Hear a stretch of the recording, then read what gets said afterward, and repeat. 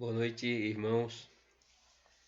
Nessa sexta-feira, no estudo de sexta-feira, como já falamos, teríamos estudos às quartas-feiras e às sextas-feiras, e nessa sexta-feira eu gostaria de falar de um tema extremamente importante, principalmente para os dias em que nós estamos vivendo, longe dessa comunhão, longe da igreja.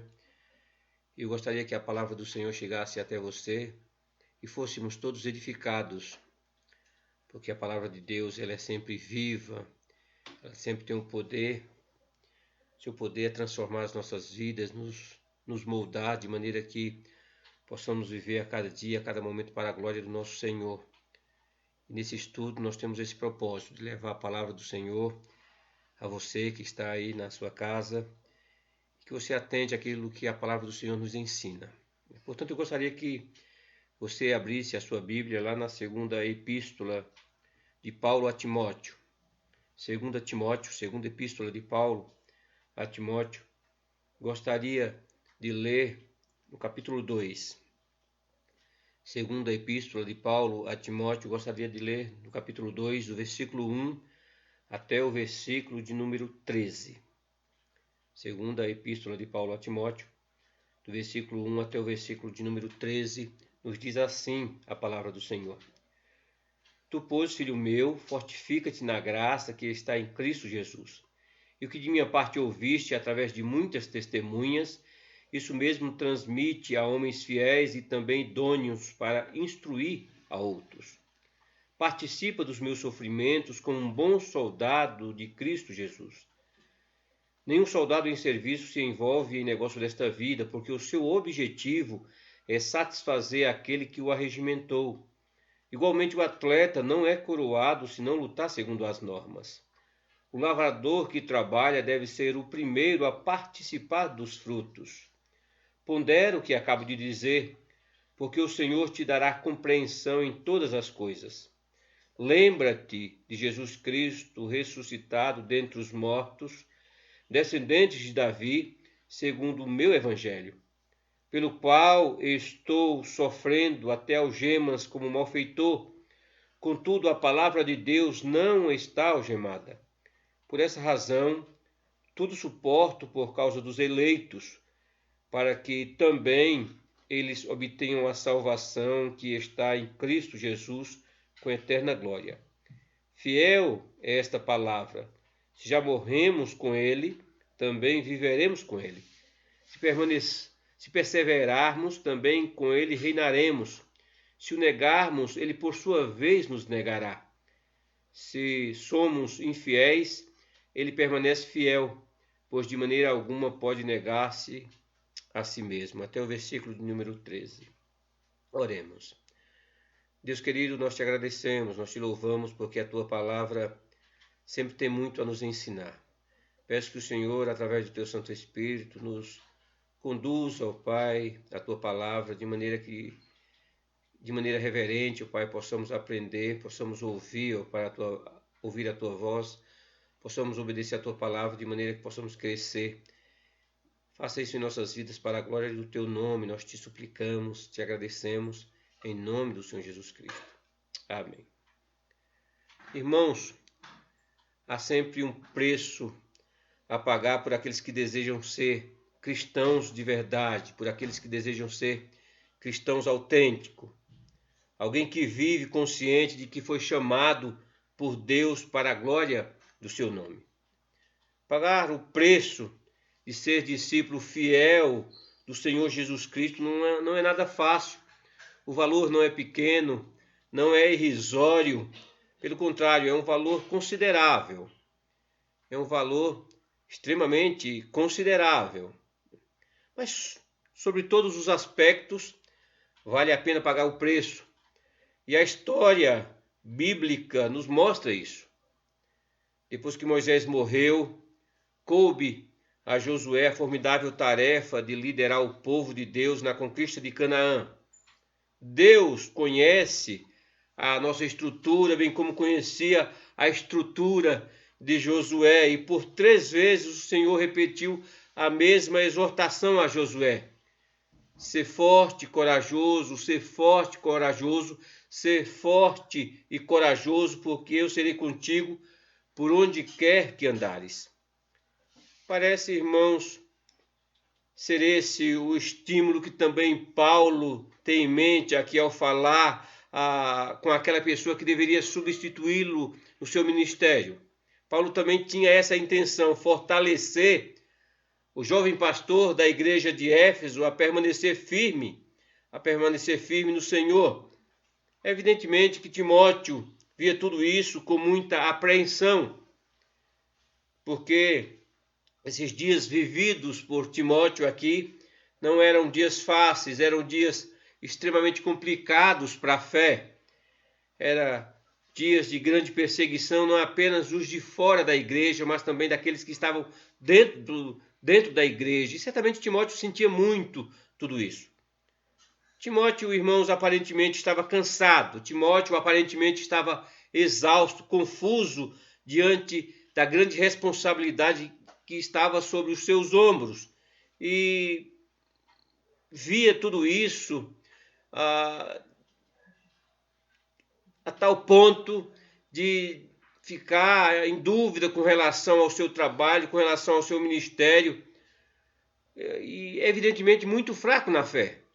Parece ser esse o contexto aqui em que Paulo, quando Paulo está escrevendo essa carta ao seu amado filho na fé, a Timóteo. Provavelmente, diante desse cenário, ele houvesse questionado a sua vocação, ele houvesse questionado seus dons e até mesmo questionado a provisão de Deus para a sua vida. Eram dias difíceis. E geralmente em dias assim nós questionamos muita coisa, nós questionamos a bondade do Senhor, a misericórdia do Senhor, nós questionamos, colocamos o Senhor à prova.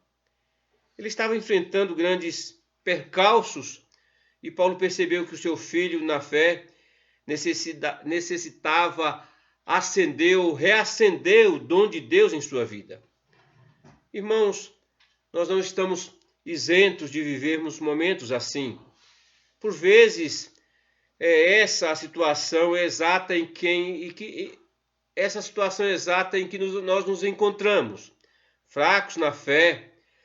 Muitas vezes desejamos desistir da caminhada cristã e a solução encontrada por Paulo aqui para Timóteo, para que ele saísse daquela situação que tanto o incomodava, era relativamente simples. Em outras palavras, Paulo está dizendo: acenda ou reacenda o dom de Deus em sua vida. Perceba, irmãos, que Paulo não disse que Timóteo precisava mais de Deus. Não, ele não disse isso. O que ele disse, sim, era que ele precisava colocar os seus dons a serviço do Senhor e servi-lo com fidelidade. Não é essa também uma necessidade comum em nossos dias? Creio que sim. Apesar de estarmos afastados na igreja, não estarmos vivendo essa comunhão, mas nós devemos buscar a presença do Senhor, reacender o nosso dom, buscar a direção do Espírito Santo, de maneira que o nosso Deus seja exaltado continuamente em nossas vidas. Inúmeras vezes, é verdade, as pessoas nos frustram e por consequência disso parece que as verdades bíblicas e até mesmo a fé por vezes parece perder a sua força e o nosso vigor na obra do Senhor parece não ser o mesmo.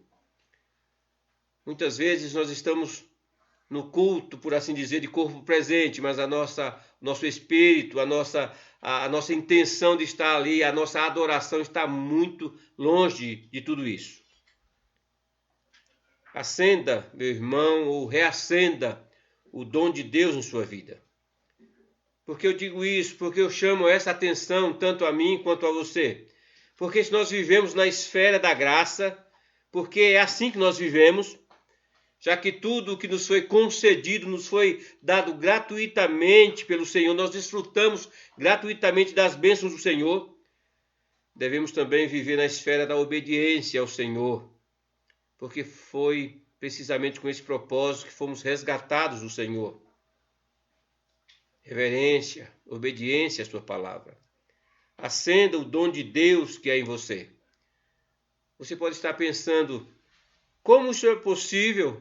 Como eu posso fazer isso nesse momento em que parece que me distanciei da verdade de Deus?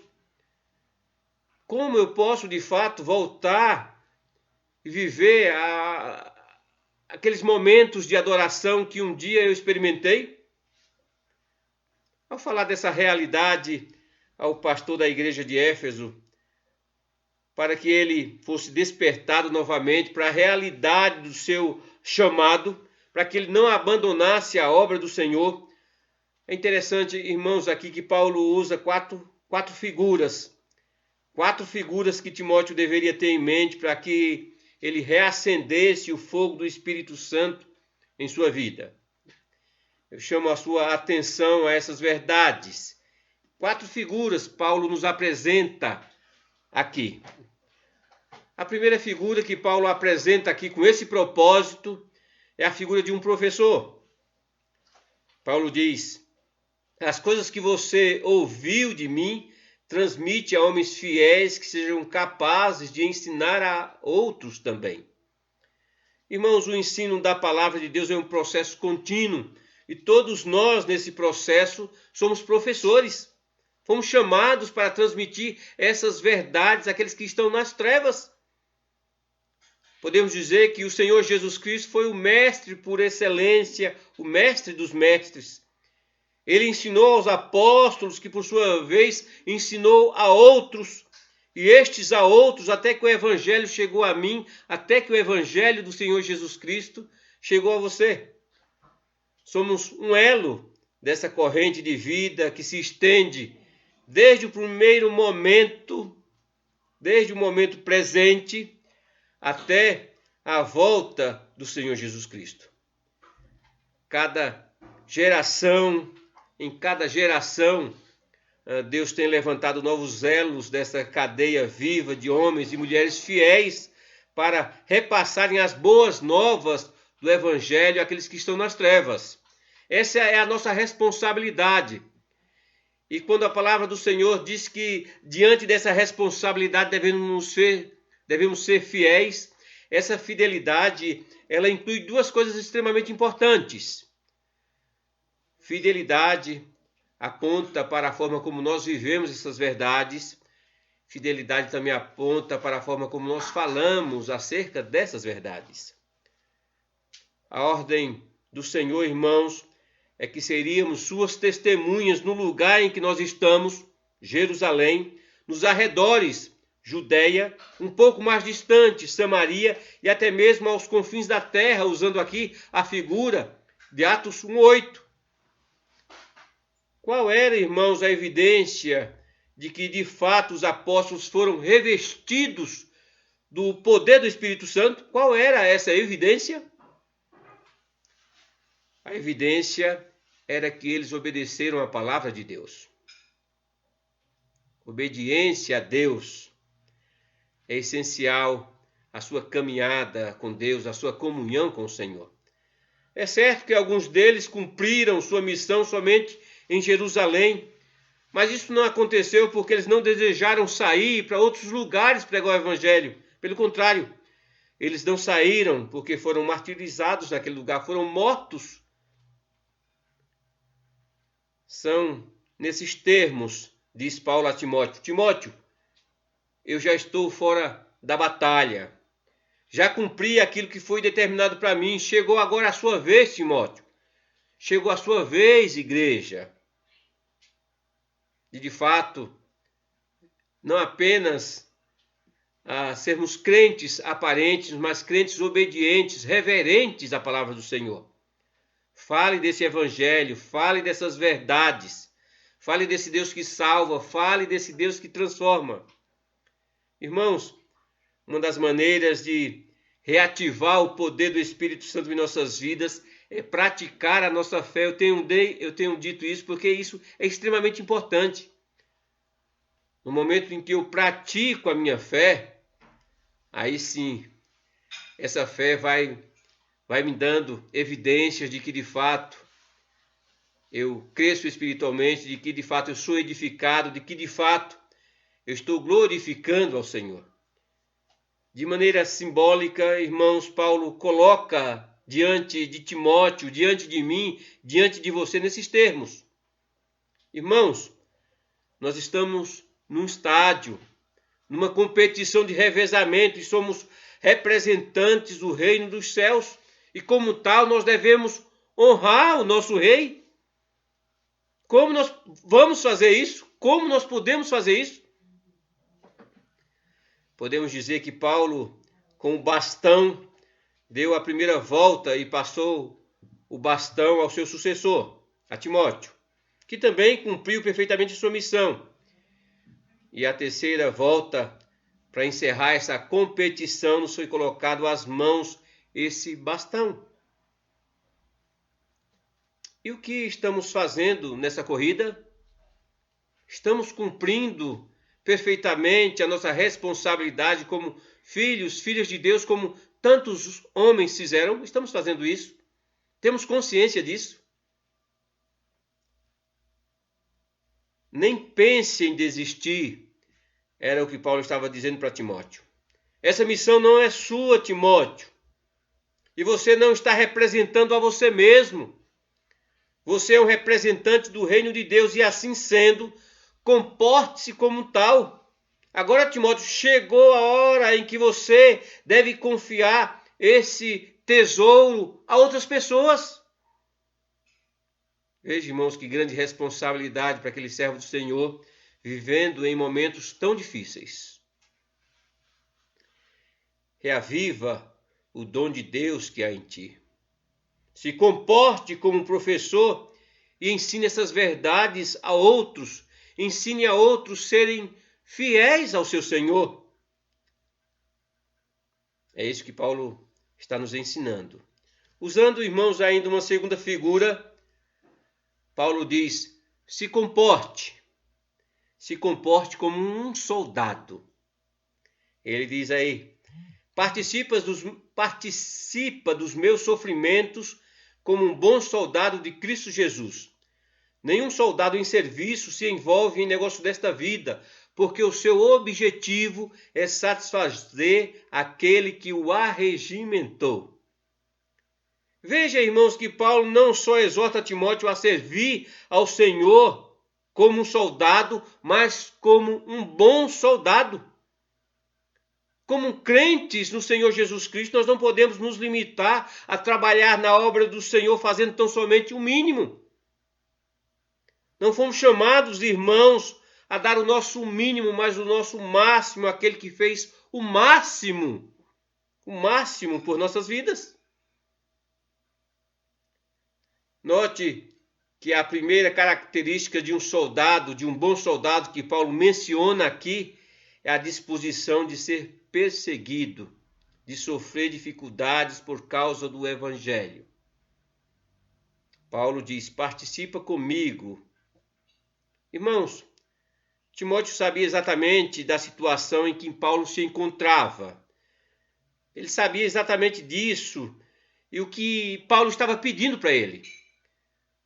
Paulo, quando escreveu essa carta, ele estava preso em Roma. Certamente já soubesse da sua morte, a sua morte se aproximava, a situação não era boa. E Timóteo sabia disso. Timóteo conhecia toda aquela situação. Pode ser, irmãos, que por vivermos dentro de uma liberdade religiosa, não soframos perseguição física, emocional e espiritual da mesma forma ou na mesma intensidade que Paulo sofreu. É verdade. Mas é verdade, irmãos, mas a verdade é que quanto mais fiéis formos ao Senhor, à obra do Senhor, quando desejamos viver com fazer a obra do Senhor com tamanha fidelidade, mais Satanás há de colocar obstáculos e dificuldades no nosso caminho. E mais evidente, muito mais evidente fica a nossa guerra espiritual no decorrer da nossa caminhada. Timóteo sentia tudo isso e nós também sentimos, de certa forma, não na mesma intensidade, mas nós sentimos isso. Aqueles que são fiéis ao Senhor certamente vivem essa tensão. Mas ainda, irmãos, uma segunda característica desse soldado é o seu trabalho ininterrupto. É interessante nós conhecermos um pouquinho do que Paulo está falando aqui. O soldado em serviço nos dias de Paulo, e ressaltado aqui, esse soldado não trabalhava 6 horas, esse soldado não trabalhava 8 horas, esse soldado não trabalhava 12 horas. Não. Ele era um soldado de 24 horas por dia, todos os dias do ano. Seu corpo, sua saúde, suas habilidades, seu tempo e tudo o que ele era e deveria ser era direcionado a uma atividade específica. Por isso ele era separado do seu ambiente normal e com as coisas desta vida ele não podia se envolver. Ele foi chamado para ser um soldado. Ele deveria ser fiel ao seu chamado. O que Paulo quer dizer aqui, irmãos, é que no campo de batalha o soldado tem um único propósito, um único compromisso: cumprir aquilo que lhe foi designado, a missão. Devoção de todo o coração é tudo o que se exigia desse soldado. Irmãos, o que Paulo coloca diante de mim aqui, diante de você, é algo extremamente sério. Nós, de fato, dedicamos a nossa vida 24 horas ao Senhor, aquele que nos resgatou, ao Senhor das nossas vidas. Nós dedicamos. Pense a respeito disso, porque se não fazemos, nós deveríamos fazer. Em tudo que formos fazer, devemos fazer para a glória do Senhor. Mas ainda, irmãos, uma terceira marca desse soldado destacado, ainda aqui por Paulo, é o seu genuíno desejo de agradar unicamente aquele que o arregimentou. É impossível servir a dos senhores, nós sabemos disso. A palavra do Senhor nos exorta a isso. Quando fazemos a obra do Senhor com o coração dividido, quando fazemos a obra do Senhor mais por aquelas pessoas que estão nos vendo do que pelo nosso Deus, isso nos conduz inevitavelmente ao declínio espiritual, porque agradar ao mundo à nossa volta, irmãos, vai exigir que descumpramos a vontade do Senhor, os padrões de Deus, a santidade de Deus. Não foi com esse propósito que o Senhor nos chamou. Passe adiante as verdades que você conhece. Passe adiante as verdades que trouxe nova vida à sua vida, ou nova vida à sua morte, que trouxe vida à sua maldição. Fale desse Deus, fale da esperança que você tem. Acenda o dom de Deus que há em você. Seja fiel como esse soldado. Ainda com o propósito de estimular a Timóteo, bem como a mim e a você, Paulo usa uma terceira figura aqui. Paulo diz: se comporte como um atleta. Interessante essa figura colocada por Paulo também aqui. Essa figura, irmãos, é usada por Paulo mais adiante, quando ele vai dizer, igualmente, essa figura no versículo 5, Paulo vai dizer: igualmente o atleta não é coroado se não lutar segundo as normas. A diferença, irmãos, entre o primeiro e o segundo lugar no evento esportivo nem sempre é uma questão de talento. Inúmeras vezes, o que faz a diferença é a determinação, é a persistência. Evidentemente que nessa corrida espiritual nós não competimos contra outros crentes, tentando superar uns aos outros. Não, nós não competimos entre nós. Pelo contrário, a nossa competição é contra o velho homem, contra aquilo que ainda resta de pecado em nossas vidas, contra o pecado que ainda habita dentro de cada um de nós. É contra o mundo, os seus enganos, é contra o reino das trevas. Mesmo o atleta mais talentoso, determinado, e que tenha o seu foco na corrida não ganhe o prêmio, a menos que faça isso de acordo com as regras. Nos dias de Paulo, irmãos, os jogos gregos ainda eram realizados e três qualificações eram exigidos dos competidores. Primeiramente, eles tinham que ser gregos. Segundo, eles tinham que se preparar pelo menos 10 meses antes dos jogos. Em terceiro, eles tinham que competir dentro das regras. Irmãos, nós só estamos nessa competição, por assim dizer, porque nascemos de novo, porque pela graça de Deus temos nova vida. Igreja, se você deseja vencer, você tem que atentar àquilo que a palavra do Senhor nos ensina aqui. Porque essa competição, para vencermos essa competição, nós temos que estar preparados. Nós devemos, de fato, viver ou correr de acordo com os padrões divinos, de acordo com aquilo que sabemos da palavra do Senhor. Atente a essas verdades. O fato de sermos crentes significa que cumprimos a primeira e a principal das qualificações, é verdade.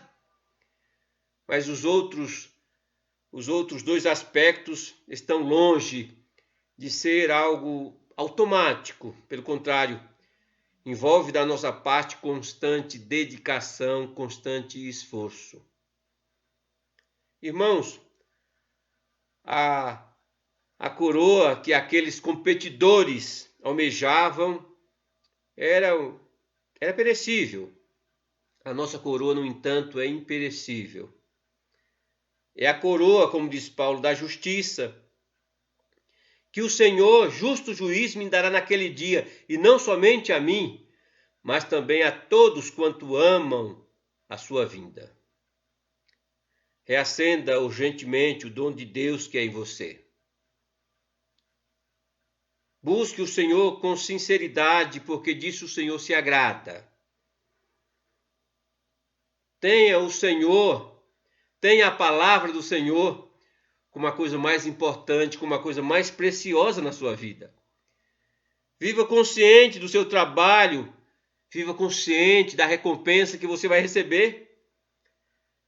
Finalmente, irmãos, com o propósito de nos exortar quanto a essa responsabilidade, usando uma última figura, Paulo diz, olha, viva como um lavrador.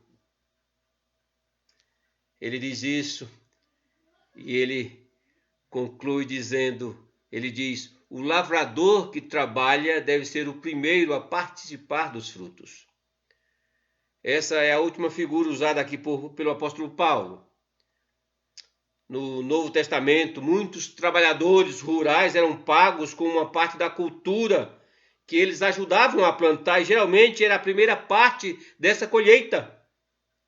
Irmãos, se o professor é recompensado por saber que enriqueceu a vida dos seus alunos, se o soldado é recompensado por satisfazer aquele que o arregimentou, se o atleta é recompensado com um troféu, o agricultor, por sua vez, tem a recompensa da primeira e da melhor parte da colheita. Esse agricultor trabalha duro, nós sabemos, conhecemos um pouco a vida desse agricultor. Dá para imaginar. E ainda bem cedo, ele já está lá no campo. Ele suporta o frio, o calor, a chuva, a seca. Ele ara o solo, esteja o solo duro ou amolecido pelas águas. Ele não espera a sua própria conveniência, porque as estações do ano não esperam por ele. Quando chega a hora de plantar, ele deve plantar. Quando as ervas daninhas aparecem, ele tem que limpar, ele tem que carpir. E quando a colheita está madura, ele deve colher. Assim é a vida desse homem. E o que tem a ver a vida desse homem, desse agricultor, com a nossa vida espiritual, com a minha, com a sua, com a nossa vida espiritual, o que tem a ver? Irmãos, o que impulsiona O que impulsiona esse homem a todo esse trabalho tão duro e cansativo, não é outra coisa senão a colheita. Das 4 figuras apresentadas por Paulo aqui, talvez essa seja a que mais exige. O professor pode se alegrar com seus alunos, o soldado com outros soldados na excitação da batalha, o atleta com a emoção de cumprir aquela tarefa e de competir e com aquelas pessoas que estão ali torcendo por ele. Mas o agricultor muitas vezes ele trabalha sozinho, trabalho duro, e ele é alguém solitário. Pode ser, irmãos, que seja essa figura que mais se aproximava da situação em que Timóteo se encontrava. Pode ser que Timóteo estivesse naquela igreja sozinho, além dos problemas, além das dificuldades, além de tudo aquilo que ele estava vivendo sozinho ali. A vida de muitos servos do Senhor é como a vida desse agricultor. Eles trabalham sozinhos. Eles dão duro e nem sempre veem o resultado que desejam. Muitas vezes são mal pagos, mal recompensados, tratados injustamente, incompreendidos. Enfim, as dificuldades são muitas. A recompensa, irmãos, pode ser a ingratidão, mas a recompensa do Senhor aos seus discípulos fiéis nunca é uma recompensa deficiente, nunca é injusta, nunca é tardia e nunca é omitida. A recompensa do Senhor aos seus é sempre abundante. Atentemos a essas verdades nos dias em que nós estamos vivendo. Continue sendo fiel ao Senhor, estudando a palavra do Senhor, se curve diante do Senhor em oração, busque ao Senhor, reavive o dom de Deus que há em você.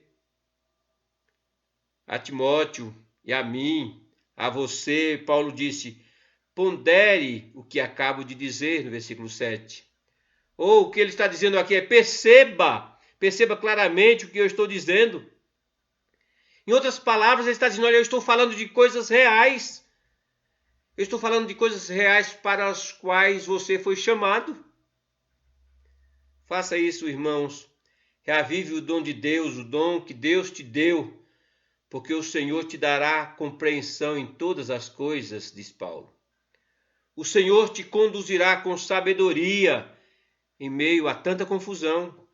O Senhor te conduzirá com discernimento, mesmo diante de tantos conflitos, de tantos desafios. O Senhor prometeu fazer isso, até naquele dia onde receberíamos dele a coroa, a vitória eterna. Reacendo o dom de Deus na sua vida. E para concluir, Paulo mostra algumas verdades que devem estar bem diante dos nossos olhos, que não podemos esquecer no momento em que nós estamos vivendo. Não se esqueça jamais disso. A primeira coisa que Paulo diz é: lembre-se de Jesus Cristo ressuscitado dentre os mortos. É como se Paulo estivesse dizendo, Timóteo, você vai trabalhar com mais determinação, você vai trabalhar com mais coragem, você vai trabalhar com mais ousadia e resistência ao inimigo se você tiver a sua mente voltada para aquilo que Cristo fez por você na cruz do Calvário. Você irá suportar todo esse sofrimento se você se lembrar do Senhor Jesus Cristo. Uma segunda verdade colocada por Paulo aqui é: veja o poder da palavra de Deus aí no versículo 9. Em outras palavras, Paulo parece dizer, olha, não reclame, Timóteo, por causa da situação que você está vivendo, mas sim, alegre-se porque os propósitos soberanos do Senhor estão sendo cumpridos.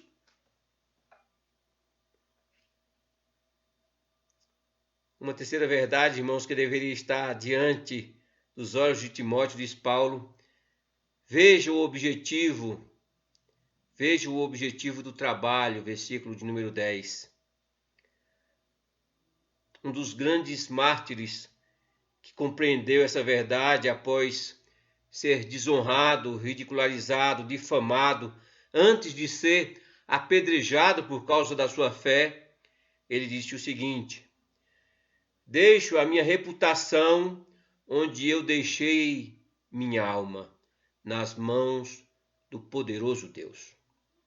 Deixo a minha reputação onde eu deixei minha alma, nas mãos do poderoso Deus. Irmãos, não podemos viver aquém do que essas pessoas viveram.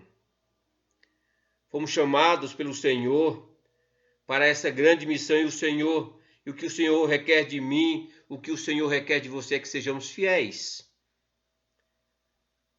A quarta e última verdade que deveria estar bem diante dos olhos de Timóteo e que o motivaria a fidelidade ao Senhor Jesus Cristo, as promessas, são as promessas das bênçãos de Deus, versículo 11 a 13.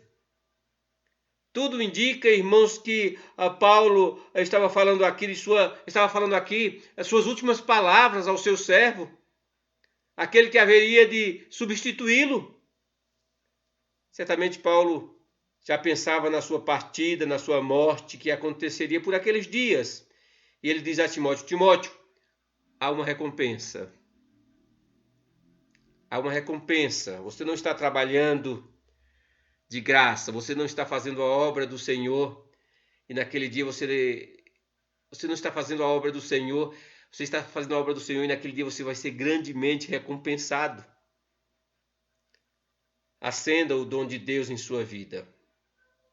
Viva como um professor, passe essas verdades adiante. Viva como um soldado, seja fiel ao Senhor que o chamou. Viva como um atleta, corra. Concentre-se na corrida, na caminhada. Concentre-se naquele dia em que você há de cruzar essa fita, por assim dizer. Em que você há de receber do Senhor a coroa da justiça. Viva como um lavrador. Acima de tudo, aguarde aquele dia. Aguarde o encontro com aquele que há de colocar na sua cabeça a coroa da vitória, a coroa da glória dos céus. Vivamos assim, irmãos. Viva assim, igreja, para a honra, para a glória, para o louvor do nosso Deus. Que o Senhor grandemente nos abençoe. Que apesar de dias tão maus, de tanta incerteza, de tantas dúvidas, possamos descansar nesse Deus, porque Ele é soberano. Ele nos guardou, Ele nos guarda e Ele faz isso com um propósito definido. Ele faz isso para a sua glória. Que o Senhor nos abençoe grandemente. Amém. Oremos. Deus eterno, nós te louvamos. Nós te louvamos, ó Pai, porque a tua palavra, de fato, ela nos edifica. Nós te louvamos, ó Pai, porque através do teu Santo Espírito o Senhor tem falado conosco. O Senhor tem nos instruído, o Senhor tem, ó Pai, nos edificado, o Senhor tem nos trazido a alegria de pertencer ao Senhor. Deus dos céus, age em nossas vidas, aperfeiçoa o nosso caráter, ó Pai, que possamos ser santos e santos unicamente para Ti. Abençoa-nos, ensina-nos, ó Pai, a cumprir a nossa missão. Em nome do Senhor Jesus Cristo. Amém. Que o Senhor grandemente abençoe grandemente a sua vida. Amém.